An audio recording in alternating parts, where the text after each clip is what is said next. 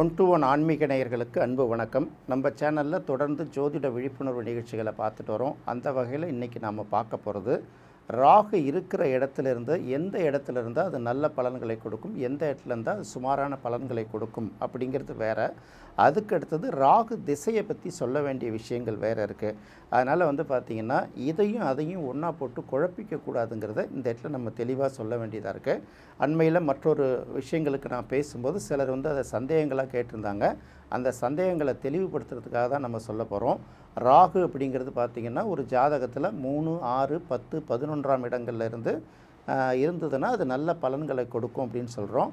அதே போல் பொதுவாகவே பாவகரங்கள் எல்லாமே இந்த உபஜயஸ்தானத்தில் இருந்தால் நல்ல பலன்களை கொடுக்குங்கிறது ஒரு பொதுவான விதி தான்.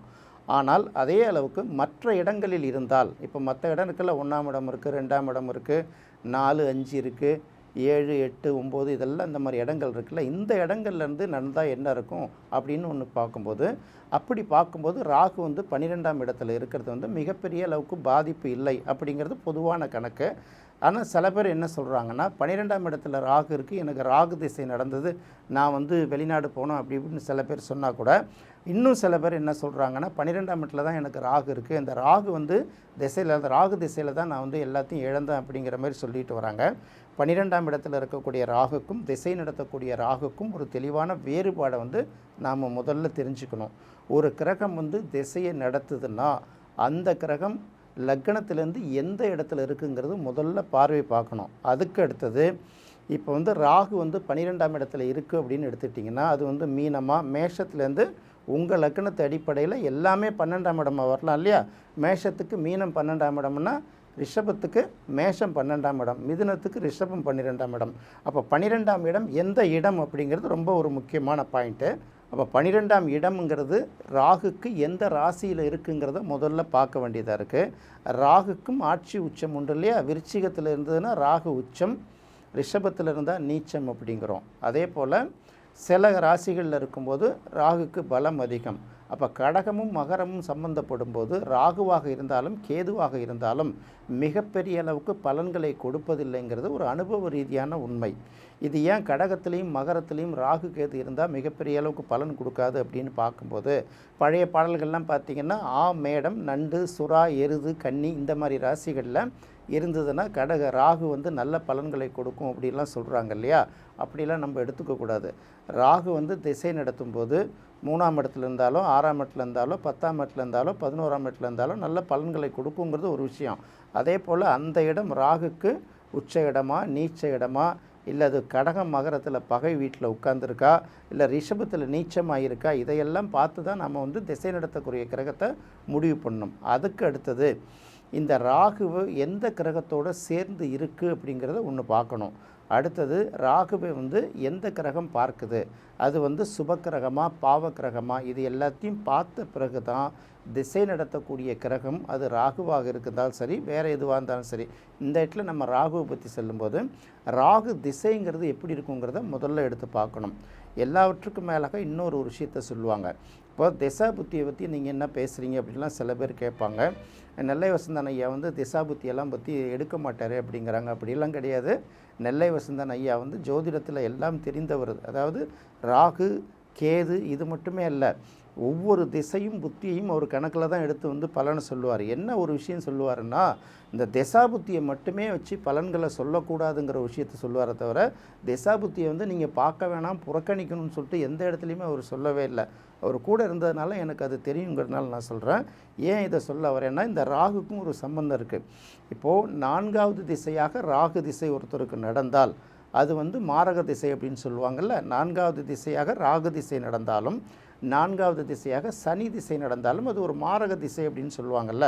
அப்போ மாரகம் அப்படிங்கிறது கிட்டத்தட்ட மரணத்துக்கு சமம், மரணம்னு கூட சொல்லலாம். அப்படி இல்லைன்னா மரணத்துக்கு சமம். ஒரு பிணத்துக்கு என்ன மரியாதை இருக்கோ அதுதான் இந்த திசை கொடுக்கும் அப்படிங்கிறத எடுத்துக்கணும். சிலர் ராகு திசையில் டாப்பில் போகிறவங்களும் இருக்காங்க, சனி திசையில் டாப்பில் போகிறவங்களும் இருப்பாங்க. ஆனால் அது எத்தனாவது திசைங்கிறது நம்ம இந்த இடத்துல பார்க்கணும். அதே போல் ராகு திசை ஒருத்தருக்கு 3ஆவது திசையாக வந்தால் அவர்கள் அந்த திசையில் நடக்கக்கூடிய விஷயங்கள் எல்லாமே பின்னாடி மாற்றிக்கொள்ள வேண்டிய சூழ்நிலை இருக்குங்கிறதுனால 3ஆவது திசை ராகு திசையாக நடந்தால் கூட அந்த நேரத்தில் திருமணம் போன்ற விஷயங்களை தவிர்ப்பது நல்லது அப்படின்னு ஒரு விஷயத்த சொல்லுவாங்க. அப்போ வந்து நெல்லை வசந்தன் ஐயா திசாபுத்தியெல்லாம் பார்க்காமலாம் இந்த பலன்களை சொல்லியிருப்பார் ஒன்று. அடுத்தது 4வது திசை ராகு திசையாக வந்தால் அது வந்து மாரக திசைன்னு சொல்லுவாங்க. மாரக திசைனா மரணத்தை கொடுக்கலாம், அப்படி இல்லைன்னா மரணத்துக்கு நிகரான ஒரு எந்த செயலற்ற ஒரு நிலையில் எங்கேயும் போனாலும் எதுவும் நடக்காது அப்படின்னு சொல்கிறோம்ல, அந்த சூழ்நிலையும் கொடுக்கலாம்ல. அப்போ யார் யாருக்கெல்லாம் 3வது திசை ராகு திசையாக வரும்னு பார்த்தீங்கன்னா, சந்திரனுடைய நட்சத்திரம் அப்படின்னு சொல்கிறோம்ல, ரோகிணி, அஸ்தம், திருவோணம் இந்த மாதிரி நட்சத்திரங்களில் பிறந்தாங்கன்னா அவர்களுக்கு 3வது திசை ராகு திசையாக வரும். அந்த 3வது திசை ராகு திசை நடக்கும்போது கூடுமான வரைக்கும் திருமணம் போன்ற விஷயங்களை தவிர்த்துக்கிறது நல்லது. ஏன்னா அது அப்படியே பார்த்தீங்கன்னா அடுத்த திசை நடத்தும்போது அதோட எண்ணங்கள், தாட்டுக்கு, செயல்பாடுகள் எல்லாத்தையும் மாற்றிட்டுங்கிறதுனால பல பேருக்கு வந்து திருமண வாழ்க்கையில் சேர்ந்து வாழக்கூடிய சரியான சூழ்நிலை வராதுங்கிறதுனால அதை தவிர்த்து கூட சொல்லக்கூடிய ஒரு வாய்ப்பு இருக்குது. அடுத்தது 4வது திசை ராகு திசையாக வந்தால் அப்படின்னு பார்க்கும்போது 4வது திசை யார் யாருக்கெல்லாம் ராகு திசை வரும் அப்படின்னு பார்த்தீங்கன்னா, சூரியனுடைய நட்சத்திரங்களான கார்த்திகை, உத்திரம், உத்திராடம் போன்ற நட்சத்திரங்களில் பிறந்த எல்லாருக்குமே 4வது திசை ராகு திசையாக வரும். அந்த ராகு திசையிலும் பார்த்திங்கன்னா பல்வேறு நெருக்கடிகளை சந்திக்கிற மாதிரி வரும். அதுதான் மாரக திசை அப்படின்னு சொல்கிறாங்க இல்லையா. அப்படி வரும்போது எல்லாருக்குமே இந்த 4வது திசை ராகு திசையை வந்து பாதிப்பை ஏற்படுத்துமா அப்படின்னு பார்க்கும்போது, இந்த ராகு உங்களுடைய லக்னத்துக்கு எந்த இடத்துல இருக்குது, அதுக்கு சுபக்கிரகோட பார்வை இருக்குதா, இது எல்லாத்தையும் கணக்கு பண்ணி தான் இந்த திசையை பற்றி சொல்லணும். நம்ம சேனல்களை பொறுத்த வரைக்கும் திசா புத்திகளுக்கு முக்கியத்துவம் கொடுத்து இது வரைக்கும் பெரிய பதிவுகள்லாம் நம்ம போட்டதும் கிடையாது. இன்னும் சில பேர்லாம் சொல்லுவாங்க, தசா பலன்களை சொன்னால் என்ன, தசாபுத்தி பலன்களை சொன்னால் என்ன அப்படின்லாம் கேட்பாங்க.